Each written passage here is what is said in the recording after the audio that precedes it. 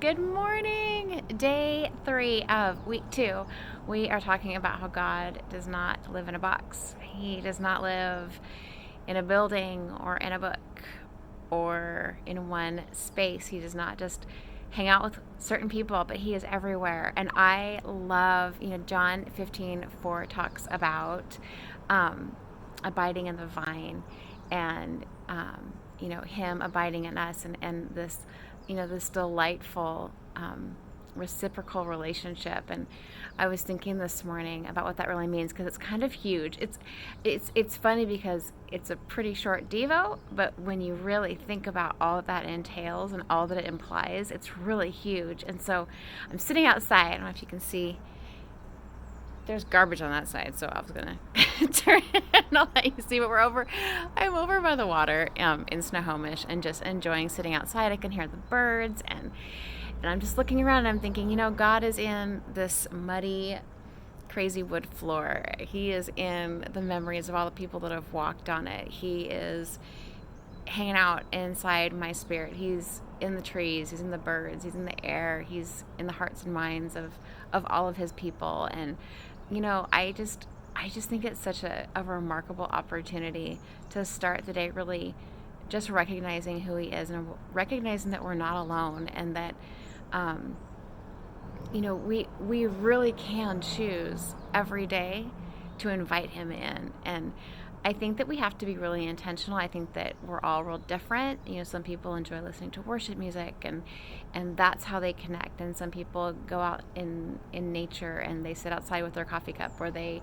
go on a hike, or having conversations with other believers. We all find ways to remind ourselves of who he is. But I think that really the most valuable way is really to spend time with him, reading his word, listening to what he has to say, knowing the truths of his plan and who he is and his holiness and his strength and his power and all those things that we look for in our circumstances around us. We look for those great motivational speakers, and we look for, art or activities that are going to inspire us. But who can inspire us more than the one who created us? I just think that it's such a funny thing that we just chase, and we put everybody in and everything in boxes. Like I have my marriage, and I have my friendships, and I have my children, and I have my my church on Sunday, and I have my volunteering over here, and I have my job over here. And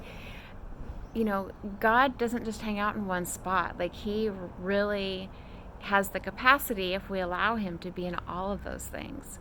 And so whether it's needing strategy for parenting, or it's a problem at work, or you lost something and you can't find it, and the Holy Spirit knows where it is, so you can just ask him. I mean, really, he's in all the things. And so I just really wanted to kind of add to the Devo in my own thought process today, just because I have a lot of different spaces where I'm inviting God into right now, because they all could use some wisdom and a supernatural touch. But also just remembering that as I'm in all these different spaces, he's in me, right? Like, no matter where I go, I can't get away from him. Like, he's right beside me. He's just right there, helping me out, speaking to me, encouraging me. When I need to take a deep breath and reconnect, it's having a faith walk with God is not just something that you do on occasion, or it has to look a certain way. It really is trusting him and allowing him to lead all those steps and all those pieces. And I know that because of the nature of the scriptures and the prayer and the message from today, that it's an opportunity for you too to really reflect on who he is, and who he can be in your life when you allow him to be. And so I encourage you to spend some time today.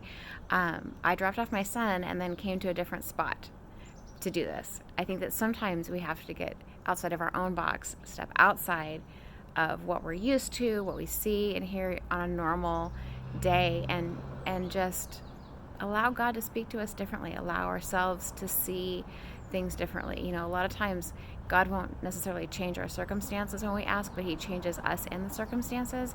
And that requires us also coming outside of that box and stepping outside of what we think things should look like. So be blessed today. Just enjoy the day. It is foggy here, but I can kind of see the sun, which makes me super excited. I'm hoping that it's sunny in your space, and if not, that maybe you can just enjoy the rain. So be blessed today. Thank you so much for spending time with me, and we will see you tomorrow for day 4.